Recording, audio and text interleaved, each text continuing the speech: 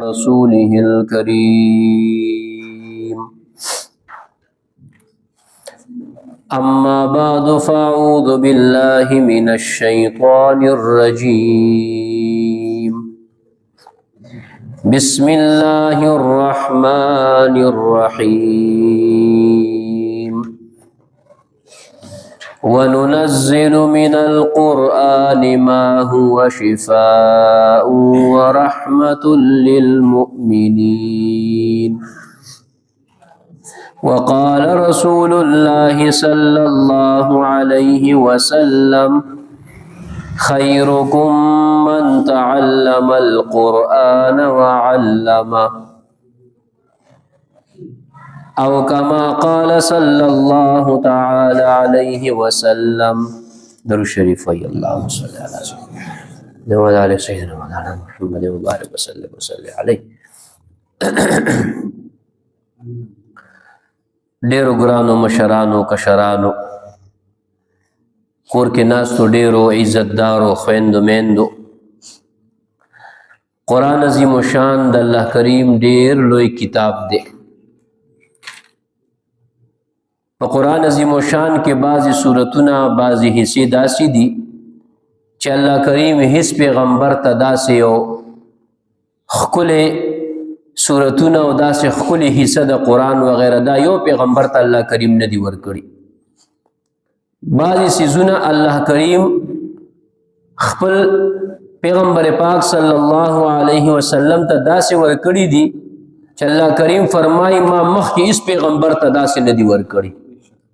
چې هغې کې مثال په طور باندې د سورې بقرې آخري آیتونه وغیره دي عزتمندو د قرآن عظیم الشان مقصد دا دی چې قرآن په معنا باندې مونږ زده کړو په مفهوم باندې مونږ دا د دې مقصد دی قرآن ناظره تلاوت کول دا عبادت دی الله کریم په دې اجر او ثواب ورکوي قرآن په حفظ باندې یادول دام ډېر لوی عبادت او ډېر لوی سعادت دی الله کریم په دې ډېر لوی اجر او ثواب ورکوي لیکن قرآن عظیم الشان په تفسیر سره ویل دا په ټولو کې عظیم او لوی عبادت دی د قرآن د حفظ کولو نم زیات ثواب په دې تفسیر کې دی او د قرآن د ناظرین هم زیات ثواب په دې تفسیر کې دی زمون علما چې اول درجې نه شروع شي او تر اتمې درجې پورې رارسي نو دا څومره چې په دې کې فنون د فن کتابونه وي صرف وي نحو وي منطق وي او دغه رنګې دي سره نور ملتا جلتا کم کتابونه وي دا ټول د قرآن د خدمت دپاره وي چې دا قرآن به څنګه موږ صحیح ووایو صحیح به زده کړو دا ټول خواري او محنت د قرآن عظیم الشان دپاره دي حدیث مبارکه په آخري کال باندې وي هغه ټول په ټول دې دپاره دي چې د قرآن مفهوم مونږ پوه شو ځکه چې دا حدیث خو د قرآن مفهوم دی د دې معنی مونږ ته بیانې د دې مطلب مونږ ته بیانې بی چې د دې قرآن عظیم الشان د دې دا مطلب دی د دې دا مطلب دی دا مطلب دی ځکه علما فرمایي چې تفسیر په څو قسمه باندې دی یو تفسیر القرآن بالقرآن دی لکه د قرآن عظیم الشان د یو حصے تفسیر د قرآن په بل ځای کې شوی دی لکه د حضرت موسی علیه السلام واقع په قرآن کې مختلف ځایونو کې ده بعضې ځای کې مختصر غوندې کې ذکر ده بعضې ځای کې تفصیل سره ذکر ده نو دلته اجمال دی هلته تفسیر کړی دی مکمل تفصیل کړی دی چې بھئی د دې ځکه چې کله مونږ هغه مختصر واقع ووایو نو ډېرې خبرې به کې داسې وي چې په ذهن کې شک او شبه پیدا شي چې یاره دا د دې څه مطلب د دې څه مطلب نو چې بل ځای کې مونږ هغه واقع وګورو نو هغه ټولې خبرې مونږ ته کولاو شي چې ښه د دې دا مطلب وخه د دې دا خبره داسې وه ایو ځکه الله کریم د موسی علیه السلام واقع فرمای چې د جادوګرانو کله دا پړي وغورځول داسې نو د هغې نه ماران جوړ شو صحیح ده جی نو موسی علیه السلام او څومره چې خلک ولاړ ټول ویرېدل د طبیعي یره ده که نه راځي په انسان باندې ټول ویرېدل نو اوس په دې کې اختلاف دی چې آیا دا حقیقت کې پړي نه مار جوړ شوی و که نه د خلکو په ذهنونو باندې جادو شوی و نظر بندي شوی وه نو بل ځای کې الله کریم د دې وضاحت فرمایل چې نه دا اصل کې ماران نو جوړ شوي څه شی وو د خلکو سوچ او فکر کې دا خبر رااله چې دا مار دی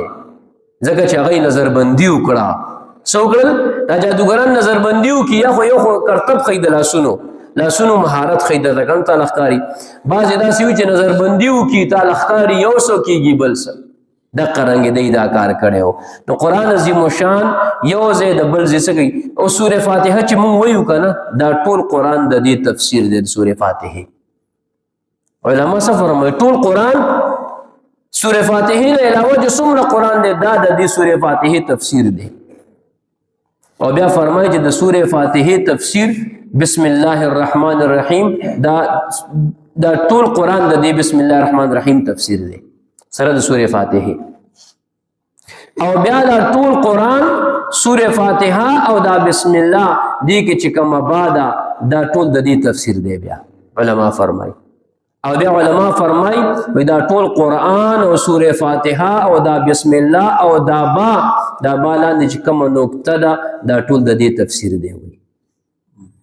او دا وړوکې نقطه په دې باندې دلالت کوي چې الله تعالی وحده لا شریک دی د الله سره بل شریک نشته دی یعنی ټول قرآن د الله تعالی د وحدانیت او د دې د الله تعالی د ذات نه ټول قرآن چې د دې تفسیر کوي لګیا دی مونږ ته چې به مونږ الله وپېژنو نو یو تفسیر قرآن بالقرآن دی او بل تفسیر دی په حدیثو سره تفسیر القرآن بالحدیث اوس داسې خبره ده چې مونږ ته په قرآن عظیم الشان کې موجوده ده خو زمونږ په عقل او سمج کې نه راځي لګیا ده چې یار دا واقع خو قرآن بیان کړی ده خو د دې اصل مطلب څه شی دی نو چې کله پې مونږ نه پوهېږو نو بیا به مونږ حدیثو کې ګورو حدیث کې یو واقع داسې ده چې الله تعالی په قرآن عظیم الشان کې بیان کړی ده یا یو آیت داسې دی څه شی دی یو آیت داسې دی چې الله کریم په قرآن عظیم الشان کې بیان کړی دی خو په هغې باندې عقل نه رسي لګیا دی په هغې باندې فهم نه کېږي چې د دې څه مطلب دی یار نو هغه امام الانبیا صلی الله علیه وسلم په حدیث مبارکو کې مونږ ته بیان کړو چې بھئی د دې خبرې دا مطلب دی او سورې فاتحه ده نو رسول الله صلی الله علیه وسلم فرمایي چې دا د بنده او د الله په منځ کې نیمه ده وایي نیمه د بنده دپاره ده نیمه د الله دپاره ده هغه بیا به تاسو سورې فاتحه تفسیر کې راځي خبره نو ګوره د دې وضاحت امام الانبیا صلی الله علیه وسلم وکړلو چې بھئی د دې دا مطلب دی دغه رنګ قرآن عظیم الشان کې ډېر ځایونه داسې دي چې د هغې مکمل او صحیح معنا جناب رسول الله صلی الله علیه وسلم بیان کړې ده نو یو تفسیر القرآن بالقرآن شو او بل تفسیر القرآن بالحدیث شو او دریم تفسیر القرآن باقوال الصحابه د صحابه رضی الله تعالی عنهم د هغې چې کوم اقوال دي د هغې چې کوم کارونه دي د هغې نه د قرآن تفسیر معلومول بعضې خبرې داسې دي چې په حدیثو کې نشته دی مونږ ته نه میلاویږي نو بیا مونږ د هغه چا شاګردانو پسې ګرځو چې هغه چا باندې قرآن نازل شوی دی هغه څوک دي صحابه کرام رضوان الله تعالی علیهم اجمعین نو بیا مونږ د هغې اقوال ګورو او په هغې کې سر فهرست حضرت عبدالله ابن عباس رضی الله تعالی عنہ عبدالله ابن مسعود رضی الله تعالی عنہ عبدالله ابن عمر عبدالله ابن عمر ابن العاص دا لوی اکابر صحابه دي دیتا دا سلور دا ټول د عبدالله د دې په نوم باندې دي ابادله اربعه مرته وي سلور عبدالله سلور دا په تفسیر کې ډیر مخکې دي بیا زمون اکثر زمون چې د علماو کوم تفسیری سند وي سند هغې چې کله مخکې لاړ شي اخره کې د دې څلورو نه خامخا په یو باندې ختمیږي دا لوی خلکو لوی نو دی نو بیا موږ د صحابو اقوالو ته به ګورو بی چې صحابي د دې څه معنا رسول الله صلی الله علیه وسلم حضرت معاذ ابن جبل رضی الله تعالی عنہ یمن ته لیږي نو هغه په آس باندې ناست دی یا په اوښ باندې ناست دی او رسول الله علیه السلام د اوښ واګې نیولې دي او ورسره روان دی هغه ناست دی او پیغمبر اسلام ورسره روان دی ګوره دا ډېر او هغه ته وایي چې فیصله به په څه باندې کې ته خو هلته ځای ګورنر یې که نه فیصله به څه باندې کې هغوی په قرآن باندې وایي وایي که قرآن کې درته میلاو نه شي وایي بیا وایي ستا په سنت باندې به فیصله کوم صاحب حدیث باندې او سنت باندې فیصله کوما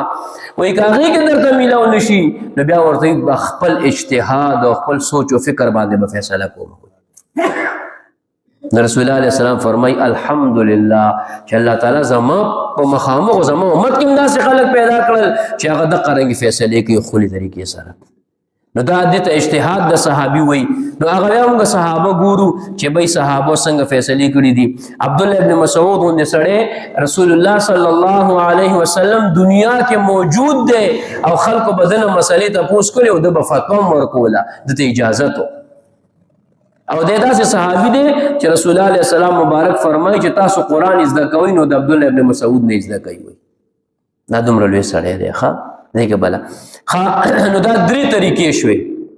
څلورمه پکې علماء لیکلي دا چې کله موږ له دې درې وړو کې خبره میلاو نشو د دین یو داسې خبره ده چې دې کې نه میلاویږي نو بیا د صحابو چې کوم شاګردان دي تابعین ورته وایي نو د تابعینو د دې اقوال به بیا موږ ګورو او په دې کې چې کوم سره فهرست دی هغه د امام مجاهد رحمت الله علیه حضرت اکرامه دا د ټاپ خلق دی ټاپ د امام مجاهد باره کې علماء لیکلي دي چې دا د الله تعالی یو نښه ده وي په دې امت کې وي دا د الله یو نښه ده یو نشانی ده داسې لوی دی په خپل فرمایي چې درې ځلې په تفسیر سره قرآن ما د عبد الله ابن مسعود نه ویلی دی وي دې اوس بله کومه خبره ده دا د عبد الله ابن عباس هم شاګرد دی او دا د لوی لوی صحابو شاګرد دی حضرت امام مجاهد رحمت الله علیه علماء فرمایي لکه علامه قرطبي صاحب لیکلي دي چې کله حضرت مجاهد په یو سیس کې تفسیر وکي دا غي نه پس د بل چا تفسیر کتل اسه فضول دی وی بیا داسې لوی سړی دی او حضرت عکرمه دا سعید ابن مسیب امام مقاتل دا لوی خلق دي دا په تفسیر کې نامور خلق دي نو بیا موږ د تابعین اقوال ګورو چې بای مونږ ته په قرآن کې د تفسیر میلاو نشو بیا مونږ ته په حدیثو کې میلاو نشو بیا صحابه او اقوالو کې خبره نه وه نو بیا مونږ تابعینو کې ګورو چې بای دی څه کار کړی دی په دې کې دی څه فیصلې کړي دي په دې کې نو دا دریم نمبر دی عزتمندو څلورم هم یو څیز علماو لیکلی دی چې هغې ته وایي اسرائیلي واقعات او اسرائیلي روایات کم چې د قرآن عظیم الشان نه مخکې کم دینونه تیر شوي دي لکه تورات یا انجیل شو یا بل کتاب اسمانی د دې چې کوم روایات را روان دي نو په دې کې تفسیر دی بیا تفصیل دی تفصیل په دې کې څه شی دی تفصیل دی بعضې اسرائیلي داسې واقعات دي که نه جي چې هغه د قرآن او د سنت سره بالکل برابر دي نو هغه به مونږ بیانو او په هغې باندې به عمل هم کوو لکه قرآن په خپله بعضې ځای کې د بني اسرائیلو واقعات بیانوي که نه بیانوي بني اسرائیلو دا وکړل بني اسرائیلو دا وکړل دا وکړل دا وکړل د هغې احکام بعضې حکمونه چې کوم قرآن کې موجودو تورات کې موجودو تورات کې د هغه کس چې زنا یې وکړه او هغه چې دی نو محسن دی واده کړی دی د هغه سزا وه رجم کول دا په قرآن کې هلته هم دا سزا وه چې دا په کاڼو ولې وجنې به دلته قرآن کې هم دا وایي چې دا په کاڼو باندې ولې وجنې به نو داسې واقعات دا یو قسم شو بیا اسرائیلي واقعاتو کې باسې داسې دي چې نه قرآن د هغې تصدیق کوي او نه تکذیب کوي نه وایي چې ټیک دي نه وایي غلط دي نو که هغه د مسلمانانو د عبرت دپاره سبق دپاره یو واقع ده او هغه بیان کړی شو نو بس جایز ده بیان یې امام الانبیاء فرمایي حدثوا عن بني اسرائیل ولا حرج بني اسرائیل واقعات بیان کوي په دې کې څه حرج نشته دی خو دریم چې کوم قسم دی چې هغه د قرآن او سنت بالکل مخالف وي هغه به مونږ هېڅکله نه بیانو په هغې باندې به رد کوو مونږ هغې باندې به څه کوو ځکه چې داړو کېدی نه شي چې مخکې کتابونو کې د قرآن او سنت خلاف یو خبره شوي دا نشي کېدی دا مطلب دا دی چې دا دې خلکو ځان نه جوړه کړې ده دا چې کوم په قرآن کې تحریفات شوي دي قرآن کې کوم بدلون شوی دی دا هغه کې دا تورات کې دا هغه خبرې راغلي دلته را رسېدلي دي نو دا به موږ به څه کوو تکذیب به کوو لکه د حضرت داود علیه السلام متعلق ډېر زیات دروغ را نقل کړی شوي دي او بعضې تفسیرونو لیکلي هم دي بیا هغه نه پوه شوي نو هغې کې یو داسې الفاظ دي نو د دوی چې دی نو هغې پسې داسې خبره تړلې ده حضرت داود علیه السلام پسې چې د خپل د سره یو مجاهد او د هغه د بره وختو د هغې ښځې وکړه هغې خوښه شوه هغې باندې عاشق شو د جهاد دپاره ولېږلو چې دی شهید شي د سره به زه واده وکړم دا یو پیغمبر تاسو شان منئ چې دا به داسې وکړي نو داسې ډېرې غلطې خبرې غټو غټو مفسرونو بعضې لیکلي دي خو موږ هغه مقصد نشته دی پکې ما دا صرف وضاحت دا کولو چې بني اسرائیلي کوم روایات دي په هغې کې 3 قسمه شو یو قرآن او سنت موافق دي هغه بیانو یو نه مخالف دي نه موافق دي نو هغه کې سبق شته دی هغه بیانو او که نشته فضول دي بس نه بیانو او که نه یو داسې دی چې د قرآن او سنت خلاف دی نو هغې باندې به موږ رد کوو چې دا خبره غلطه ده دا د قرآن او سنت نه خلاف ده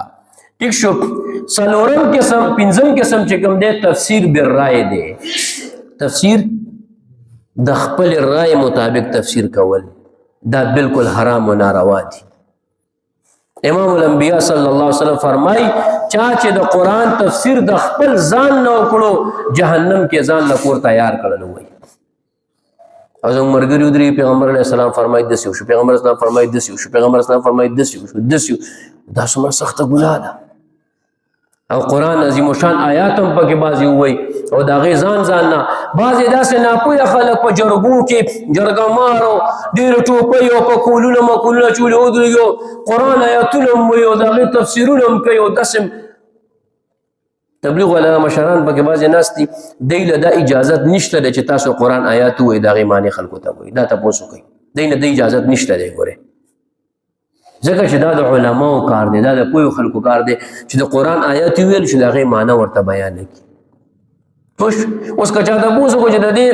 دا خبره پکې څنګه ده نو بیا به هغې له جواب نه ورځي ولا بیا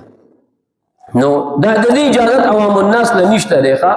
د تفسیر بالرای دا بالکل ناروا دا څو قسمه دي بیا چې امام الانبیاء صلی الله علیه وسلم باندې کوم قرآن عظیم الشان را نازل شوی دی عزتمندو په دې کې بعضې آیتونه داسې دي چې هغه منسوخ شوي دي د ناسخ او د منسوخ خبره ده بعضې منسوخ شوي دي الله تعالی بعضې حکمونه را نازل کړل هغه وخت سره وقتي ضرورت دپاره را نازل کړل بیا هغه هیر کړی شو د رسول الله علیه الصلاة والسلام ما ننسخ من آیة او ننسها نأت بخیر منها او مثلها الله کریم فرمایي بعضې آیاتونه ما منسوخ کړل نو یا مې د هغې نه ښه حکم راوستو یا د هغې په شان بل حکم مې تاله درکړلو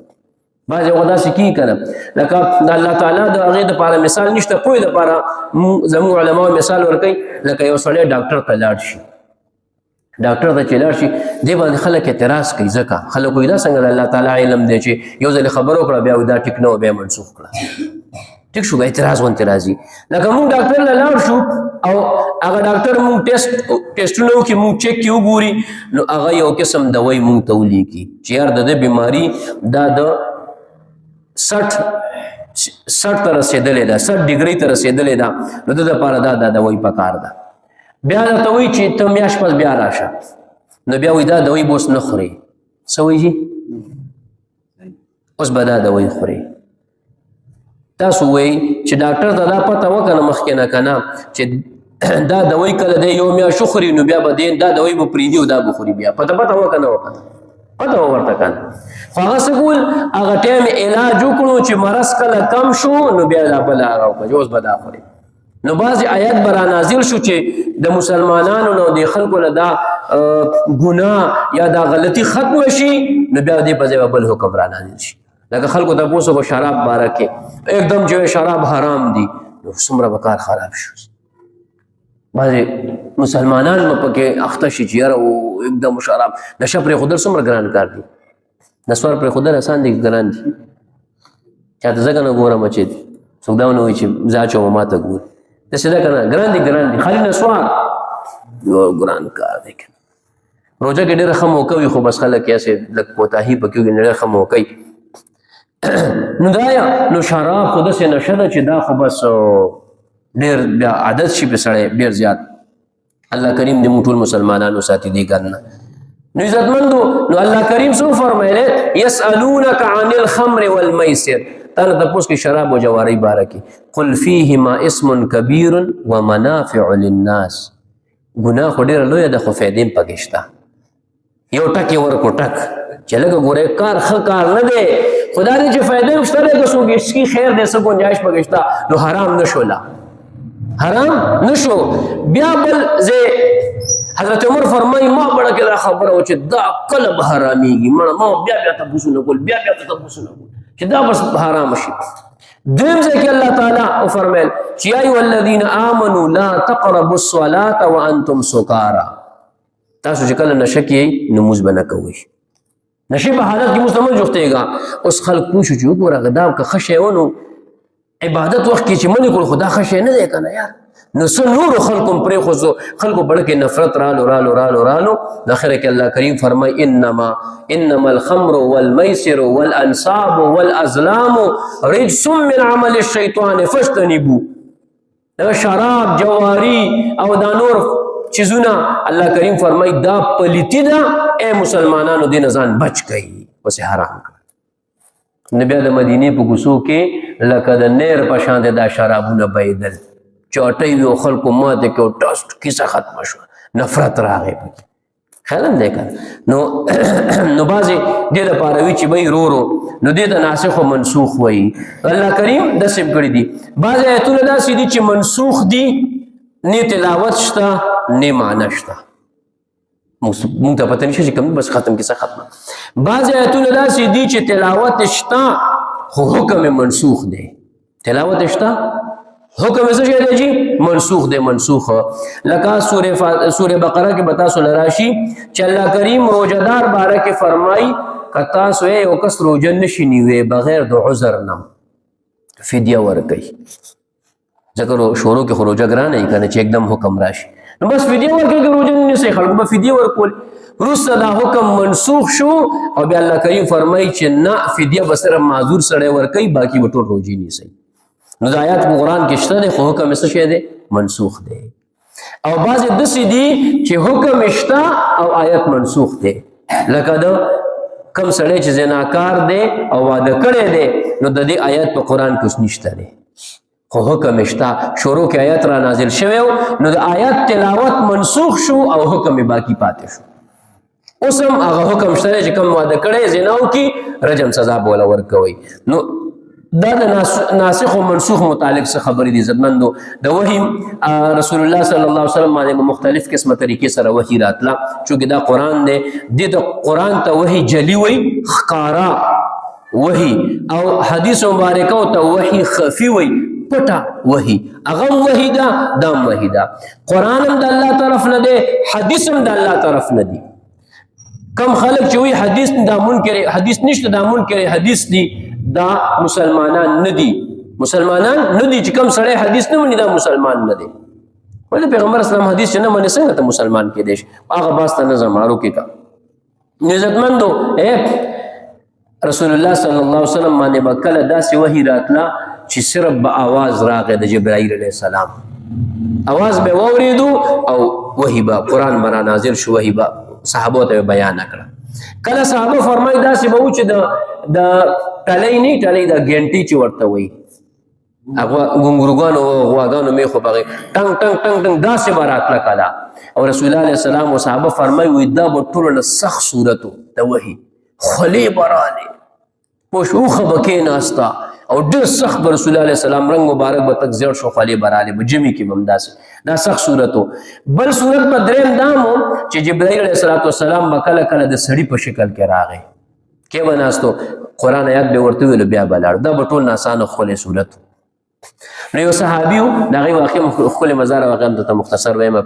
دحیا کلبي رضی الله تعالی عنه ډېر زیات ښکلی و ډېر حسین و جمیل و کله به لاره باندې روان نو یې کپړه به مخ باندې اچولې وه ولې وایي جینکۍ مینکۍ ګورې وایي چېرته فتنه کې وانه چولی شي وایي پوه شوې که پوه نه شوې نو داسې ډېر ښکلی و نو د هغې په شکل کې به جبرائیل علیه السلام راتلو اکثر نه نو د هغې چې کوم اصل صحابي و که نه هغه به چې کله جومات ته راتلو نو هغې به ځان سره کجورې راوړې وي جیب کې نو چې حسن او حسین به راغلل نو هغې له به یې کجورې ورکولې چې دا ته واله دا دواړه له به یې ورکولې نصیحت د پیغمبر علیه الصلاة والسلام یو ورځ حدیث مبارکه کې راځي چې اوس دا جبرائیل علیه السلام راغلی د دحیا کلبي په شکل کې او پیغمبر علیه السلام سره داسې مخامخ ناست دی خبرې اترې کوي لګیا دی او دوان حسن او حسین راغلل هغه چې راغلل بس یو یې په اوږو باندې سور شو یو لږ جیبونو کې لاسونه منډیا کجوري وباسه کنه کوي پیغمبر اسلام مبارک ورته فرمایي پرېږدئ دا نه په خپله څه خوري او نه چاله د خوراک څه ورکوي ورته پرېږدئ بل څوک د هغه نه دی نو کله کله به داسې کېدو او یو صورت دام دی چې الله کریم جناب رسول الله صلی الله علیه وسلم سره کلام کړی دی لکه د معراج په موقع باندې باقاعده آمنے سامنے څنګه چې د الله کریم شان دی الله تعالی سره دیدارم شوی دی او ډایرک الله کریم وحی را نازله کړی دا لکه د پنځو منځونو حکم چې الله تعالی ورکړی دا الله کریم اسمانونو باندې نو دا د وحی مختلف صورتونه دي عزتمندو مختصر د رسول الله د وحی صورتونه ته بیان کړل د تفسیر اقسام هم درته بیان کړل او د دې اهمیت د دې زمانه کې ډیر زیات دي عزتمندو ډیر اهمیت دی تفسیر ډیر ضرورت دی اکثر چې عقیده خرابېږي د قرآن نه د لرېوالي د وجې نه خرابېږي اکثر عقیده چې خرابېږي قرآن چې کله بیانېږي نو قرآن عظیم الشان کې دا ټول کوم ناستې ملګري زاړه نو څومره پکې موږ حدیثونه وایو شمار نه بار حدیثونه پکې موږ وایو حدیثونه هم پکې بیانېږي قرآن تفسیر هم عقیده پکې صحیح کېږي امام الانبیا صلی الله علیه وسلم فرمایي چې کم سړی قرآن کې دومره مشغوله دی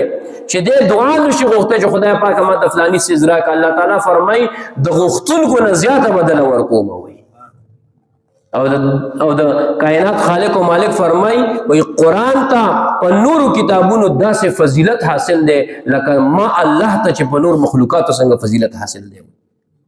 قرآن څومره لوی کتاب دی سوچ وکړئ یو اخري خبره ته کوم بس بیا دعا کوو سهار مونږ یو حدیث ویلو په فضایل اعمال کې موجود دی چې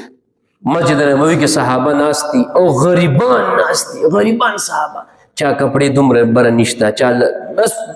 لګي لګي کپڑے دي چې ستاره په پټ کړي دي یو بل شاته ناس دي یو قرآن وی لګیا دي او نور ورته غوږی خېدي لکه څنګه زه لګیا ما د قرآن تعریفونه کوم تاسو غوږی خېدي یو قرآن وی بل نور ورته غوږی خېدي چې رسول الله صلی الله علیه وسلم د تشریف راوړو او موږ سره وجو خود ریدو چې ودریدو نو قاری چې دینو تلاوت بند کړو امام الانبیاء راغی کنه نو څه کړو تلاوت بند کړو نو امام الانبیاء ته فرمای څه کوي لګیا یې اوس په خبر ته پته ده خو بعضې خبرې لږ داسې دی د افتخار او د فخر په طور باندې تپوس کولی چې هلکه څه دې کول نو هغوی ورته وایي جي مونږ قرآن ویلو سم کول جي مونږ قرآن ویلو او د نورو ورته غوږ یې ښیو د امام الانبیا فرمایي الحمدلله الله کریم زما په امت کې داسې خلک پیدا کړل چې ما ته الله حکم کړی دی چې لاړ شه دی سره کښېنوئ یار دې نه غټ فضیلت شته او بیا ورته وایي چې زیری دې وي تاسو له ای غریبانو مهاجرینو مسلمانانو تاسو له دې زیری وي تاسو به د مالدارانو نه نیمه ورځ یعنی 1500 کاله مخکې جنت ته ځئ وایي دا غریبان لپاره په دې کې چې خان ښکاري تاسو له خان شته پکې د کلي خان چودري نشته پکې دین ابتدا د غربت نشوي دا او د دې انتها هم په غربت کې دا غریبانو ته پاتې دي الحمدلله شکر دی خانی مغواړي د الله تعالی نه حلال رزق غواړي چې بس ژوند د خپل تیریږي بس خانی مغواړي چې بس د کلی چودري او خان شمه یعنی بیا د قرنګ بکور کې ناس دي او د غریبان ناس د قرآن ترجمه به زده کوي پوه شو نو ګوره دا دومره لوی مجلس دی چې رسول الله صلی الله علیه وسلم فرمایي چې ما ته الله فرمایي دی سره کېنه دین لوی خلک په مقدس مکه بل نشته دی په خپل به ان شاء الله را روان اتوار نه باقاعده د سوره فاتحه آغاز کو ټول مرګري به ان شاء الله خپ مینه محبت باندې کېنه نور مرګرو ته کم سپیکر کې اوري لګیا دي ندی راغلي هغه ان شاء الله را روان اتوار الله راشي الله تعالی دې عمل کول توفیق راکړي الحمدلله رب العالمین والعاقبة للمتقين والصلاة والسلام على محمد وآله وصحبه أجمعين يا أول الأولين يا آخر الآخرين يا ذا القوة المتين يا راحم المساكين يا رحم الراحمين کریم الله گناهونه معاف کړي الله ترازش یا الله سمویل سمور دل پریوانه عمل کول توفیق راکړي یا الله ستا کتاب دې ډېر لوی کتاب دې مونږه د دې حق نشو ادا کولې نه صحیح ویلې شو نه صحیح اورېدې شو یا الله ستا په توفیق باندې به وي خدای پاک کریم الله توفیق دې راکړي صحیح ویلو صحیح اورېدو توفیق راکړي یا الله حق تر وسه حق ادا کول توفیق راکړي زموږ په زندګو کې راولي زموږ نارینه او زنانو په زندګو کې راولي یا الله موږ ټول د پاره مبارک او برکتی وګرځي قیامت پر ورځ موږ ټول د پاره شفاعتي وګرځي یا الله د نجات ذریعہ وګرځي او یا الله دنیا او آخرت کې د قران او سنت خدمت را نصیب کې زموږ بچي قران خانه کې موږ قران خانه کې زموږ په کورونو کې ناس زنانه کریم الله قران خانه کې د قران سره مینه محبت نصیب کې او کوم صاحب قران دې داغه په سنتونو په طریقو باندې مو روان کې داغه مینه محبت